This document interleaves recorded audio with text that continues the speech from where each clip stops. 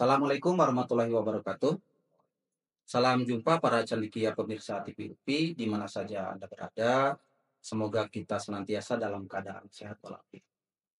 Selamat bertemu dalam acara bincang-bincang ilmiah edukatif, sebuah acara bincang-bincang seputar pendidikan yang ditayangkan oleh TV UPI.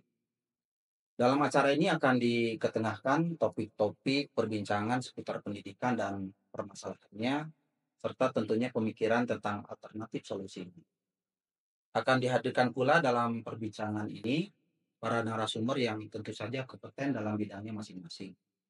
Acara ini akan dipandu oleh dua orang host, yaitu Prof. Ahmad Yani, MSI, Kepala Divisi Pengembangan Kurikulum Direktorat Pendidikan UPI, serta akan didampingi oleh saya, Epiana Kamudin, dosen Prodi S2 Pedagogi Fakultas Ilmu Pendidikan. Baiklah, untuk memulai perbincangan kita kali ini, akan kami perkenalkan narasumber kita kali ini yaitu Bapak Dr. Cepi Riana MPD. Beliau adalah Direktur Direktorat Sistem dan Teknologi Informasi Universitas Pendidikan Indonesia. Kali ini topik perbincangan kita adalah tentang AI dan masa depan pendidikan. Apakah guru akan digantikan? Baiklah, para cendekia sekalian, selanjutnya kita akan memulai perbincangan ilmiah edukatif ini dengan narasumber kita. Dimulai oleh Prof. Ahmad Yani. Kami persilakan. Ya, terima kasih Pak Heri. Assalamualaikum warahmatullahi wabarakatuh. Saya Waalaikumsalam. saya sangat senang dengan pada sesi ini sudah hadir orang yang sangat kompeten di bidang IT dan juga mungkin tema kita ya Pak Epi. Seperti itu Pak Dr. Cepi Yana selaku Direktorat STI seperti itu. Bagaimana Pak kabarnya hari ini? Alhamdulillah. Baik, sehat. Alhamdulillah. Kita ini saat ini kan orang lagi apapun kita gunakan AI dan seterusnya. Ini apa sih sebetulnya bentuknya atau barangnya apa sebenarnya? Mohon penjelasannya Pak Direktur. Ya. Baik, terima kasih ya Pak Evi ya, host kita, dan Prof. Yani ini luar biasa. Inisiasi program podcast dari TPUPI ya. Ini sekaitan dengan topik kita yang lagi hangat ya, lagi happening, lagi banyak dibicarakan, dan kita juga terlibat secara langsung ya sebagai pengguna ini ya, tentang AI ini, Artificial Intelligence ya. Nah, saya betul sekali Pak Yani bahwa kita sehari-hari ini nggak bisa lepas tuh ya dari penggunaan, pemanfaatan AI dalam berbagai macam aspek gitu ya. Jadi kalau kita lihat misalnya dari mulai kita bangun mungkin ya, menggunakan smartphone kita, kita searching, bahkan mungkin kita juga menggunakan komunikasi, alat komunikasi kita, bahkan kita mungkin sekarang dengan sistem keamanan di perangkat kita itu juga sudah menggunakan teknologinya AI gitu ya. Untuk belanja juga misalnya, untuk kemudian kita melakukan proses transaksi, bahkan mungkin menggunakan transportasi. Jadi hampir semuanya ya. Jadi AI ini tanpa kita sadari pun kita sudah terlibat di dalamnya, bahkan mungkin sudah masuk ke kategori sudah mulai ketergantungan ya, pemanfaatan AI dalam kehidupan kita sehari-hari ini. Sangat luar biasa. Nah, kalau kemudian kita mau cerita nih, apa sih sebetulnya AI ini, Pak ya? Iya. Kalau dilihat dari secara bahasa ya, dalam istilah akademik kan ada namanya etimologis ya. Iya. Jadi asal-usul kata, itu kan sebenarnya ada dua kata, Pak ya. Jadi artificial sama intelligence gitu ya. Kalau kita menggunakan dua kata ini secara terpisah, tentu kita udah sangat sering kita menggunakan dua kata itu. Misalnya artificial, itu kan artinya adalah buatan atau rekayasa Iya, gitu ya. betul. Seperti itu. Kadang kita juga sering menggunakan itu. Contoh misalnya, saya kalau sekarang lagi misalnya jalan ke toko kadang atau di rumah ataupun di kantor, kita kadang sering tertipu Pak ya. Iya, iya. Dengan misalnya katakanlah bunga-bunga ya, Betul. yang aduh ini bunga kok asli sekali gitu ya. Iya. Pada saat kita pegang, oh ternyata plastik.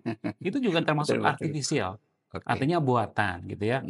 Nah, kemudian kalau kita menggunakan istilah tadi intelligence yang artinya adalah kecerdasan, ini pun juga kita udah sering menggunakan kata ini. Misalnya kalau dalam pendidikan kan ada namanya IQ ya. Jadi intelligence quotient. Kemudian juga ada istilah namanya multiple intelligence ya.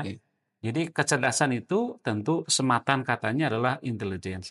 Tapi kemudian ketika itu digabungkan dua kata ini menjadi artificial intelligence, artinya kecerdasan buatan, maka dia punya makna yang disematkan pada teknologi komputer.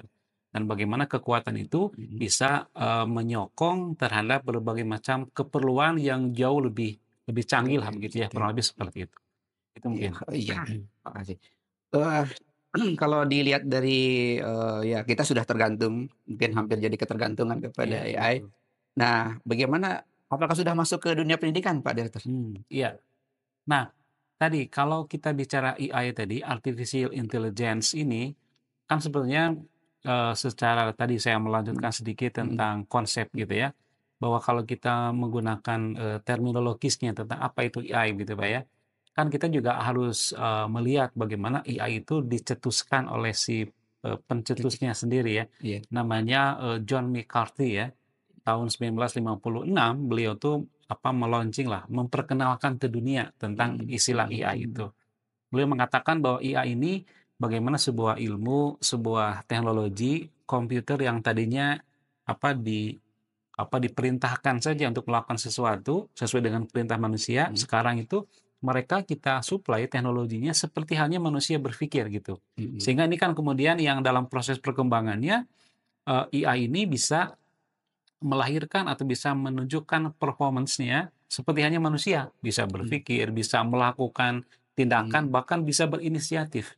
Bahkan yang lagi heboh sekarang ini kan AI sudah bisa membaca pikiran manusia gitu kan. Kalau kita misalnya lagi ngobrol nih dengan Pak Yani, dengan Pak Evi ya, tentang tema sesuatu misalnya. Iya. Katakanlah kita lagi bicara tentang misalnya politik misalnya, atau misalnya perangkat lah, kita bicara tentang Media. komputer atau media. Begitu kita searching, udah otomatis apa yang kita peroleh dari media pencarian itu sudah apa yang kita bicarakan tadi. Karena mereka udah nge-record apa yang sedang kita bicarakan. Dulu saya pernah ikut dalam sebuah program summit ya dengan Google dulu sekitar tahun 2013 lah gitu. Mereka sudah mengatakan bahwa ke depan ada sebuah teknologi yang mengatakan yang melakukan sesuatu dia akan mensuplai sebelum kita tanyakan. Dia akan menjawab sebelum kita tanyakan. Ini kan luar biasa sekali ya. Iya. Namanya Google Now gitu ya. Dan sekarang udah kita rasakan begitu. Kalau Gitu di ya. dunia pendidikan sendiri seperti apa, Pak Direktur? Nah, Apa aja dunia mungkin pendidikan dari ini memang kita melihatnya agak sedikit berbeda, Pak. ya.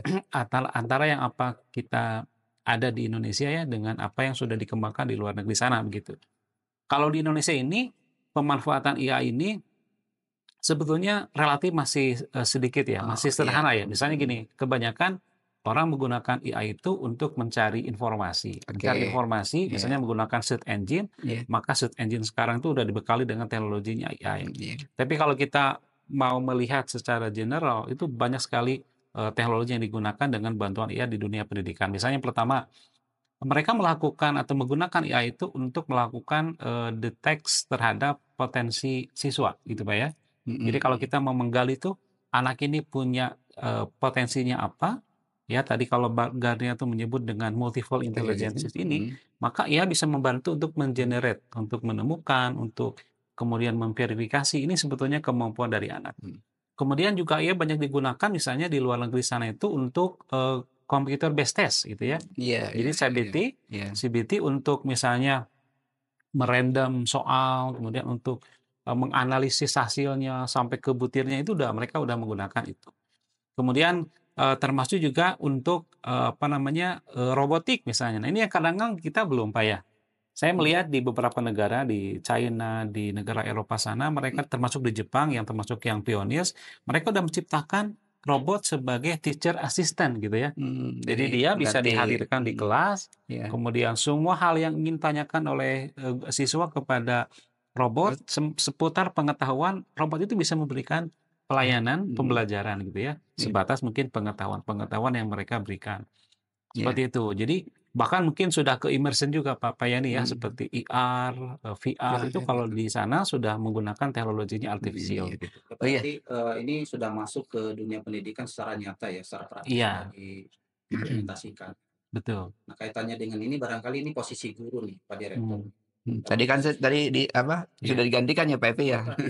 Iya. Sebetulnya ketika AI ini sudah masuk ke dunia pendidikan, kira-kira apa yang harus disikapi oleh guru ya? Apalagi kalau ingin mengimplementasikan dalam pembelajaran. Iya, jadi bagaimana guru ya dengan maraknya ya. Yang pertama memang guru itu sudah tidak bisa menghindari, Pak. Oke. Jadi ini kalau kita bicara artifisial ini kan sebenarnya gelombang dari fase di mana teknologi informasi itu dari mulai kan kalau kita lihat perkembangannya, Pak ya, dulu katanya di abad ke-18, 17 itu kan ada fase namanya yang disebut dengan mekanisasi. Setelah mekanisasi nanti masuk ke apa namanya elektrifikasi. Setelah Ya. elektrifikasi masuk ke otomasi. Setelah otomasi itu namanya otonomi gitu. Nah, otonomi itu kan sekarang.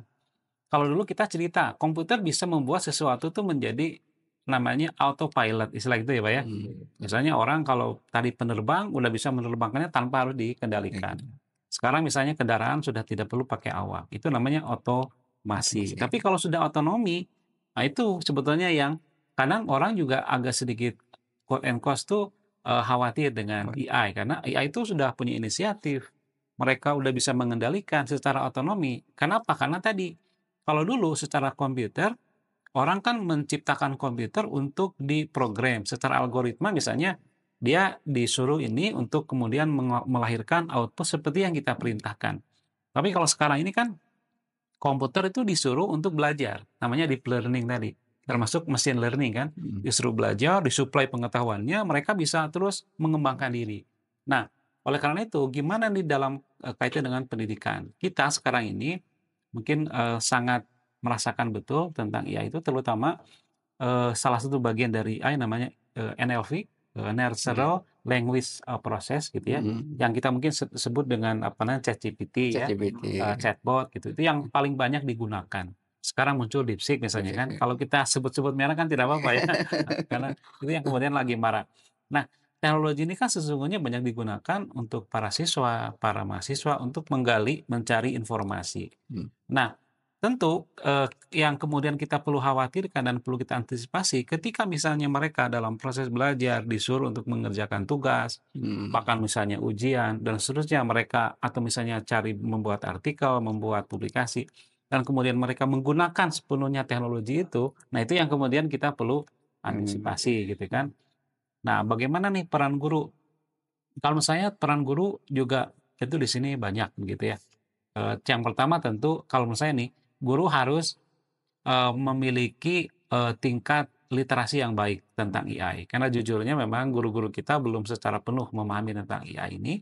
Kemudian yang kedua, tentu guru juga harus memiliki regulasi untuk siswanya. Tentu kalau bicara regulasi, tentu tidak hanya tanggung jawab guru ya. Kalau kita cerita di UPI nih, sudahkah UPI mengeluarkan tentang regulasi tentang pemanfaatan AI? Adalah kemarin kementerian kan sudah merilis Pak ya, panduan penggunaan AI, generating AI gitu kan. Saya pikir itu hal yang positif. Sehingga kita punya rambu-rambu nih, batasan untuk kita menggunakan AI itu seperti apa. Iya. Memang ada khawatiran ya dengan adanya AI Pak Epi ya. Jadi orang itu, anak itu bisa tanya ke mesin kemudian langsung satu makalah selesai. Iya. Ini gimana nih latihan berpikir logikanya, berpikir kritisnya Iya, gitu Pak? Ini kaitannya dengan faktor psikologis Pak Dersa. Psikologis Kira-kira ya. anak usia berapa sih yang memang tepat itu untuk memanfaatkan AI ini? Iya. Ini hal yang sangat atau sering ditanyakan ya. Iya. Saya ingin menyampaikan begini. Secara umum, memang ada semacam pola dasar ya, bagaimana pemanfaatan teknologi, included lah, kita bicara nanti AI, dengan tadi perkembangan psikologi manusia secara umum atau anak lah begitu. Katanya begini, secara teoretik adalah ada ekuivalensi, ada hal yang berbanding lurus Pak, antara usia anak, jenjang pendidikan, dengan pemanfaatan teknologi. Jadi semakin tinggi jenjang pendidikan, semakin tinggi usianya, maka pemanfaatan teknologinya boleh semakin banyak.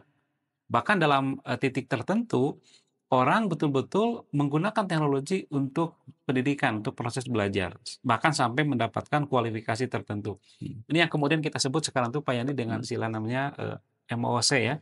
Kan orang kalau belajar pakai MOOC ya, dari mulai registrasi sampai lulus, kan tidak ada keterlibatan langsung guru di situ, semuanya serba otomasi. Itu diantaranya. Nah, tapi semakin rendah tentu, bahkan dalam titik tertentu, misalnya di prasekolah gitu Pak ya, AI atau teknologi itu tidak bisa digunakan, tidak boleh digunakan. Karena apa? Karena di masa itu, yang paling penting untuk pendidikan anak adalah apa yang disebut dengan human relation, human touch. Jadi anak ini kan dalam konteks pengembangan karakter, guru itu dilihat orang tua termasuk juga dari mulai ucapannya, tindakannya, perilakunya gitu ya. Sehingga anak itu tidak boleh di masa-masa itu menggunakan teknologi termasuk tentu AI. Nah, kapan mereka itu bisa menggunakan? Tentu pada saat mereka sudah mulai diberikan penugasan-penugasan yang sedikit lebih complicated dan kemudian mereka pun sudah mulai bisa menggunakan teknologi itu. Misalnya gini, kalau kita lihat dalam pemetaan sekolah di kita, rata-rata sekolah dasar itu, Pak Evi betul ya kita cross check ya, itu kan rata-rata mereka tidak boleh tuh bawa gadget ke sekolah kan begitu. Ya, betul. Kalaupun ada, tentu mereka ketika mengerjakan tugas di rumah. Artinya nanti tugas orang tua pun juga harus bisa mengawasi itu. Nah, ketika misalnya udah masuk ke SMP, ada beberapa atau sebagian sekolah yang udah bisa menggunakan atau membawa laptop, membawa AI, atau membawa gadget, itu sudah boleh tuh menggunakan. Apalagi kalau di SMA, di SMK, saya pikir sudah bolehlah sepenuhnya menggunakan teknologi komputer termasuk AI untuk berbagai macam keperluan dalam konteks Ini pembelajaran. poin penting Prof ya, Iya. untuk menggunakan AI secara bijak gitu ya. Iya. Bagaimana tuh antisipasinya ya Iya, supaya tidak terlanjur, kan bisa aja anak itu kebablasan gitu ya. iya. Akhirnya dia malas gitu untuk berpikir, gimana tuh Pak Direktur? Nah, tadi kita sering menyebut bahwa memang kemampuan berpikir itu ya, itu yang hal sangat penting gitu Pak ya. Makanya dalam konteks 21st century skill itu saya sangat setuju bahwa salah satu yang perlu kita ajarkan kepada anak itu adalah keterampilan berpikir kritis, Pak. Karena sebenarnya basically untuk bisa menjadi screening anak untuk tidak, kata pertanyaan itu, kebablasan, ketergantungan, bahkan mungkin terjebak pada hal-hal yang negatif dalam pemanfaatan AI itu adalah ketika mereka dibekali dengan sejumlah keterampilan berpikir, salah satunya adalah keterampilan berpikir kritis begitu. Iya, betul. Dia yang perlu dilatihkan. Bahkan ketika kemarin saya sempat juga dialog dengan Pak Menteri di satu forum untuk membahas tentang AI dan coding, Pak, dalam konteks persekolahan, saya mengatakan seperti ini. Kalau kita bicara AI itu atau bicara coding itu, kita bisa melihat dalam berbagai perspektif. Nah, salah satunya adalah ini sebagai sebuah kompetensi. Selain dia sebagai sebuah metodologi, Pak, yang bisa mengubah tadi. Orang kalau cari bahan dulu lama sekali, sulit sekali. Kalau sekarang kan mudah Ya, dengan mudah AI. sekali. Itu secara metodologisnya. Tapi kalau secara kompetensinya, artinya ada muatan yang harus kemudian kita ajarkan kepada anak tentang AI, tentang coding. Cuman ini yang kita perlu siasati. Kalau kita mengajarkan anak coding atau AI, tidak semua anak suka, Pak. Tidak semua anak juga punya kapabilitas dan kemampuan itu. Tapi ada satu hal yang sangat basic, yang itu perlu diajarkan dari mulai TK bahkan sampai perguruan tinggi. Apa yang disebut dengan namanya computational thinking skill. Nah, itu sebetulnya yang perlu. Namanya berpikir komputasi. Nah, kalau menurut saya itu penting, Pak. Misalnya gini, kan komputer ini kan dia punya cara alur berpikir kerja yang sangat efektif. Iya, Ini udah betul. terbukti ya. Nah, bagaimana cara kerja komputer ini? Misalnya tadi kalau kita breakdown itu, mulai dengan misalnya bagaimana kita mendekomposisi ya. Jadi kalau ada masalah tuh Pak, masalah itu kemudian sama anak itu dipecahkan tuh. Yang tadinya masalahnya besar tuh diuraikan satu-satu. Kemudian setelah itu kemudian coba dibikin polanya. Jadi ini polanya kalau ada yang sama kita ambil, kemudian cari solusinya dengan abstraksi katanya begitu. Kemudian yang ujungnya adalah dengan namanya algoritma dengan menggunakan pola kerja penanganan dengan komputerisasi. Itu yang saya pikir perlu tuh Pak untuk diajarkan gitu ya. Kayak mirip-mirip deep learning ya, Kadep ya? Ya agak memang betul. Gimana? Deep Iya. learning dalam konteks komputer itu Komputer. memang dia secara logika berpikirnya juga sama, mirip Pak. Seperti itu. Ya. Nah, kalau misalnya kita ingin memanfaatkan AI di sekolah, kira-kira apa yang sudah dilakukan oleh guru? Setidaknya ada rambu-rambu lah bahwa kalau ini kita sudah masuk pada era AI, kemudian ya apa yang sih kita lakukan kan? Betul. Nah, apa saja yang harus Iya. dipelajari? Sebenarnya gini, saya tuh termasuk yang setuju ya dengan apa yang dilakukan atau diberikan formula oleh UNESCO ya. Ini sudah agak lama sebetulnya.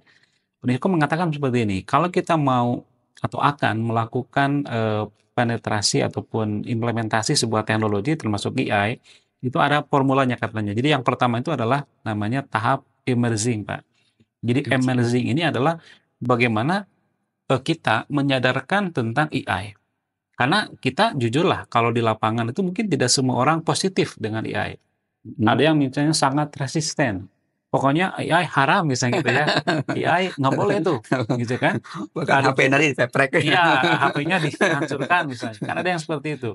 Ada juga yang misalnya guru sendiri, misalnya dia nggak peduli, apa itu AI lah, nggak terlalu penting begitu. Oke. Ada yang memang sebaliknya tuh, dia ada di level yang memang sangat paham dan itu tahu manfaatnya. Jadi memang kita itu mesti tadi emerging menyadarkan bahwa AI itu penting. AI itu adalah sesuatu hal yang sangat positif yang bisa membantu untuk berbagai macam kemudahan. Yang kedua adalah namanya tahap yang disebut dengan applying. Jadi Oh, applying itu ajarkan kepada guru kita tentang AI. Misalnya, seberapa banyak sih guru yang sudah tahu NLP tadi, tahu ya. tentang pemanfaatan chatbot, tahu bagaimana misalnya kalau dia cari bahan, ini yang saya suka tuh ya, AI itu kan sekarang misalnya membantu guru untuk memproduksi bahan ajar, Pak. Gitu ya. Iya, iya, iya. Mungkin ini Betul, saya betul. mau lagi nih, saya sebut merek misalnya. Iya, Canva misalnya Pak ya, iya yang betul. sekarang tuh sangat luar biasa. Itu kan teknologi AI di dalamnya Pak. Gimana kita cari sumber, kita cari aset, kita cari bahan yang dulunya rumit sekali dan sulit, sekarang udah disediakan sedemikian rupa. Jadi generating AI itu mesti kita ajarkan ke guru-guru, kita melatih itu. Setelah diajarkan, tahap berikutnya adalah namanya integrating. Jadi Integrity. mengamalkan. Jadi kalau guru udah punya kemampuan, ya pakailah gitu ya. Ketika dia ngajar, ketika dia misalnya presentasi, Hmm. gunakan itu secara rutin, secara Hmm. persisten gitu. Nah, harapannya ini yang kata UNESCO itu harapannya di level yang paling tinggi apa yang disebut dengan namanya transforming, Pak. Jadi kalau transforming ini bagaimana kekuatan AI ini menjadikan guru itu lebih produktif sehingga dia bisa menghasilkan karya. Nah, kalau udah menghasilkan karya, tentu karya itu bisa dinikmati tidak hanya untuk ruang kelas dia saja, bahkan lebih luas lagi. Bahkan dunia, Pak, gitu. Contoh misalnya, kalau dia menghasilkan karya, dia bisa jadi content creators, bisa pasang di media sosial, itu kan jadi karya bisa dinikmati oleh semua orang gitu, Pak. Nah, itu Hmm.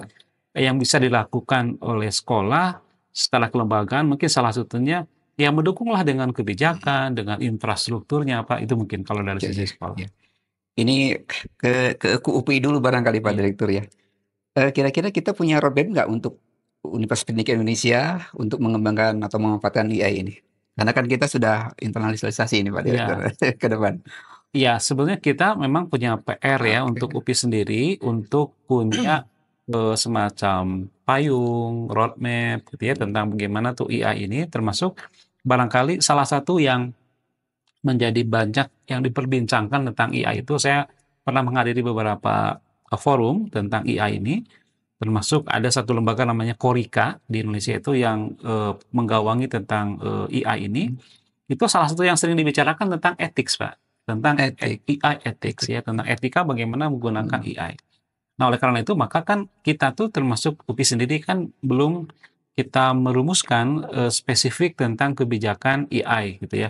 Contoh kan kita masih perdebatan nih, boleh nggak mahasiswa nyusun skripsi kemudian menggunakan AI gitu, Hmm. nyusun tugas, publikasi segala macam, itu yang kita belum merumuskan. Nah, Tapi walaupun belum ada aturannya, kita sudah melaksanakan ya kalau di UPI iya, banyak sudah ya sudah. melaksanakan banyak. Nah, secara keilmuan teknologi pendidikan, Pak, Ya. gitu. Bagaimana AI itu? Gini, kalau menurut saya, sebatas dia itu digunakan untuk learning proses, gitu ya, untuk mendapatkan apa yang disebut dengan learning experience, Iya. nggak masalah. AI itu bahkan bisa memperkaya dia untuk menemukan sesuatu yang Oke. mungkin teknologi yang sebelumnya nggak bisa menemukan itu. Misalnya kalau kita ingin mencari visual, bahkan sesuatu yang sangat imajinatif sekalipun, sesuatu yang mungkin sulit dijangkau. Kan dengan generatif AI itu dengan begitu mudah kita bisa menemukan itu. Kita nyari men-trace sumber misalnya. Kan selama ini kalau kita nyari sumber ini dari mana gitu kan, autentifikasinya seperti apa, kita dengan mudah seperti itu. Jadi kalau sebatas dia mendapatkan learning experience, itu saya pikir ya itu sangat menunjang. Tetapi poinnya adalah kita sebagai dosen jangan kemudian menjadikan atau memberikan sebuah penugasan atau menjadikan semacam kriteria kelulusan sebuah mata kuliah ataupun tugas itu yang memungkinkan ya untuk berperan di situ. Misalnya Ya, contoh nih, saya misalnya memberikan tugas membuat makalah kepada mahasiswa, itu kita jadikan sebagai bobot yang paling besar untuk menentukan kelulusan. betul. Tanpa kita melakukan proses screening, Sisi- identifikasi, sisi- itu yang kemudian saya pikir salah begitu, Pak. Nah, kita harus selektif untuk masalah ini gitu. Ini satu pertanyaan penting Pak Iya. Direktur ya, sesuai dengan tema kita hari ini. Sebetulnya guru atau dosen ya, pendidik itu gimana menempatkan posisi dirinya, bahwa posisi dia itu sangat penting di tengah murid-muridnya gitu. Sehingga secanggih apapun AI itu posisi dia tidak akan tergantikan. Nah, betul. Jadi saya termasuk yang punya keyakinan dan punya statement bahwa memang guru nggak bisa digantikan oleh AI gitu ya. Tapi ketika guru menguasai AI, maka dia tentu punya keunggulan ya, punya akselerasi dibandingkan dengan guru-guru yang lain yang tidak menguasai AI gitu. Nah, bagaimana sesungguhnya kita gitu ya untuk dalam konteks ini apakah AI ini bisa menggantikan? Saya yakinkan itu memang tidak begitu. Nah, bagaimana peran guru? Nah, ini yang sebetulnya kita perlu lakukan. Jadi jujurnya kalau kita coba eksplorasi lebih dalam, AI itu dia bisa mensuplai atau bisa mengakomodasi kita terkait dengan kebutuhan akan informasi, Pak. Mungkin kalau kita menggunakan taksonomi Bloom ya, dia lebih banyak mensuplai kita tentang kognitif gitu ya. Bahkan dari mulai C1 sampai C6 sekalipun kita bisa dibantukan dengan AI gitu. Tetapi hal yang tidak bisa terakomodir oleh AI itu adalah aspek-aspek yang sifatnya adalah sikap, keterampilan yang praktis begitu Pak ya. Itu yang kemudian belum bisa dilakukan oleh AI tentang bagaimana mahasiswa itu bisa lebih semangat kuliahnya, bisa punya inspirasi, bisa punya semangat untuk terus berkarya, itu yang kadang-kadang ataupun yang nggak bisa diwakilkan atau diberikan oleh AI. Bahkan saya termasuk yang setuju nih ada sebuah pernyataan dari seorang tokoh namanya Horace Mann. Dia mengatakan seperti ini, kalau kita mengajar tanpa memberikan inspirasi, itu sama dengan kita menempa besi yang sudah dingin gitu ya. Jadi kalau pandai besi kan kalau untuk bisa membentuk mesti dipanaskan dulu. Nah, jadi kalau kita ngajar tanpa kita memberikan inspirasi, itu sama dengan seperti itu. Jadi hal-hal yang tadi tidak diwakilkan atau tidak bisa diberikan oleh AI itulah sebenarnya celah untuk kita bisa menjadikan profesionalisme kita sebagai dosen tuh ya teruji lah gitu Pak ya di situ. Menurut pengamatan Pak Direktur ya, di Indonesia secara keseluruhan ini apakah kita ini sudah siap? Kalau di UPI salah siap. Tapi untuk yang secara keseluruhan ya mungkin pendidikan dasar, kita bicaranya Indonesia lah gitu ya. Gitu. Kira-kira ini kapan kita siap seperti itu Pak Direktur? Nah, ini hal yang kita tidak bisa memungkiri, Pak Evi, Pak Yani, bahwa kita itu Indonesia itu punya apa yang disebut dengan namanya digital gap gitu ya. Digital gap. Digital gap itu baik itu secara infrastrukturnya maupun secara literasinya. Jadi kita nggak bisa memungkiri itu. Meskipun juga kalau kita bicara misalnya ketersediaan teknologinya di Indonesia.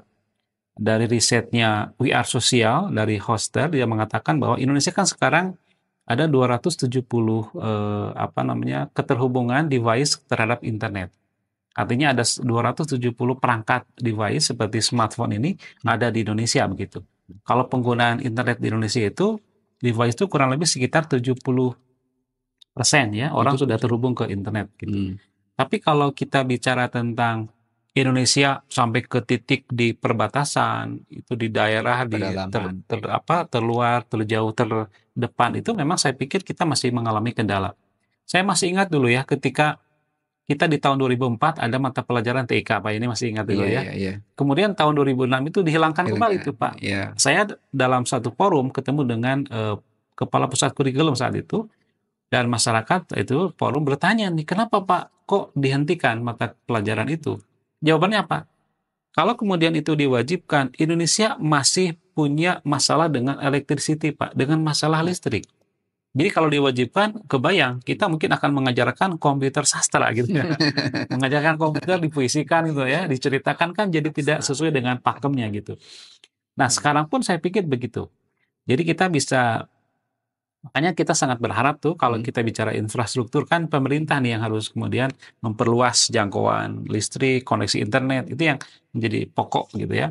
Termasuk juga mungkin literasinya juga mesti diperluas untuk para guru-guru kita begitu. Iya, memang tantangannya berat. Sekarang kan kita sedang ada kebijakan untuk deep learning ya. Salah satu poinnya adalah digital Pak Ape. Iya, Nah ini yang ini mirip-mirip dengan itu. Mudah-mudahan kita iya, bisa segera ada pemerataan juga ya pada betul, betul. seperti Dan itu. terakhir barangkali Iya, kira-kira apa ya tips ya yang bisa disampaikan kepada guru-guru kita ya, termasuk para dosen dan Hmm. pendidik gitu ya, untuk bisa berikan pemahaman pada murid-muridnya bahwa kita boleh menggunakan AI tetapi secara bijak. betul. Jadi kalau saya begini, tipsnya pertama kita memang harus punya pola pikir ya, mindset dulu yang sifatnya open minded lah gitu ya terhadap perkembangan yang ada ini, termasuk perkembangan dari AI ini. Memang di luar sana beberapa bahkan para tokoh-tokoh penting dunia pun beberapa hal cukup memberikan sebuah isu yang agak mengkhawatirkan tentang AI. Misalnya Elon Musk mengatakan katanya AI itu bahkan lebih berbahaya daripada nuklir karena gitu Pak ya. Ada profesor di Google pun dia sampai resign untuk kemudian keluar dari perusahaannya karena dia khawatir dengan perkembangan AI yang sangat luar biasa gitu ya. Bahkan juga ini ada hal yang menarik nih. Ada seorang tokoh artifisial di Indonesia itu namanya Pak Kun kemarin sempat nyalon juga di Jakarta ya. Dia kan ahli seorang artifisial gitu. Bagaimana ia itu juga punya perasaan Pak. Jadi pada saat dia terus dijejali dengan data mesin AI yang dia kembangkan itu, ketika udah lama pakem gitu ya, beberapa bulan mungkin, ketika ketemu lagi dengan mesin itu, kemudian kita ajak dialog, dia mengatakan, aduh, saya merindukan kamu gitu kan ya. Jadi luar biasa kan? AI sudah punya perasaan seperti itu, Pak. Jadi memang ini yang saya pikir gini, kita memang nggak bisa lah begitu lari dari kenyataan tentang perkembangan AI itu. Jadi kita ambil positifnya begitu. Karena ini juga banyak hal yang kita bisa dapatkan dari situ. Jadi pola pikir kita harus baik begitu. Nah yang kedua tentu dari sisi pemanfaatan. Pemanfaatannya secara wise tadi Pak ya, secara lebih bijak, gunakan hal yang positif. Nah, bagaimana kita sebagai dosen kan ada kewajiban tuh untuk mengajarkan kepada mahasiswa, kepada murid, maka kita berikan pemahaman yang agak lebih fundamental, ajarkan mereka punya keterampilan berpikir yang kritis tadi. Supaya mereka tuh punya semacam saringan, mereka punya apa namanya disebut dengan recovery-nya juga secara self recovery ya. Kalau kemudian dia dalam posisi menggunakan teknologi AI, menggunakan perangkat device, kalau dia punya screeningnya sendiri, itu kan dia bisa dengan mudah untuk apa namanya mensaring apa yang sekiranya mereka perlukan begitu. Dan jangan lupa juga kalau dari sisi pengajar itu jadikan AI itu sebagai tools yang bisa Ya. meningkatkan produktivitas mereka, baik dalam publikasi, dalam pengembangan bahan ajar gitu ya, termasuk untuk misalnya hal-hal yang lain yang bisa menunjang misalnya substansi bidang keahliannya gitu, seperti itu. Termasuk Kalau Pak evaluasi Yani Pak. misalnya di bidang Evaluasi ya, geografi tes. Pak ya, Ya. bidang geografi ini gimana kan geografi banyak sekali bisa dibantu dengan ya itu secara substansinya. Termasuk untuk pengembangan asesmen Pak, asesmen Asesmen juga. berbasis AI itu juga saya pikir kita bisa menggunakan itu gitu. Oke. Itu Ya, barangkali saya sedikit Pak ya. Yani ya, bisa kita ya, ya mungkin saya bisa menarik bahwa kelihatannya IA tetap berkembang, tapi untuk pendidikan tidak akan bisa lepas dari guru ya sebagai role model seperti Iya, itu. Secara kognitif tadi Pak Direktur mengatakan ini mungkin bisa dibantu sama AI, tapi untuk yang pengembangan afektif, psikomotor itu ya peran guru itu masih dibutuhkan masih gitu. dominan. Bahkan kalau misalnya guru tidak berperan untuk mengembangkan apa istilahnya sikap dan ini salah langkah bisa menghancurkan kita sendiri ya. Iya, betul. Apa yang kita kembangkan AI-nya kemudian kita jadi terbunuh oleh AI itu sendiri. Barangkali itu Pak. baik. Waduh. Terima kasih Terima kasih Pak ini. Iya, atas sama-sama. para pemirsa sekalian, demikian perbincangan menarik kita hari ini. Semoga bermanfaat dan bisa menginspirasi kita semua. Terima kasih kepada Pak Cepi atas ilmu yang telah dibagikan kepada kita, dan juga terima kasih kepada para pemirsa sekalian, para cendekia pemirsa TVP yang berbahagia. Salam sehat dan salam jumpa dalam perbincangan kita berikutnya di TVP. Saya FPWN Kamudin dan Bapak Madiani pamit. Assalamualaikum warahmatullahi wabarakatuh. Waalaikumsalam Waalaikumsalam warahmatullahi warahmatullahi wabarakatuh. wabarakatuh.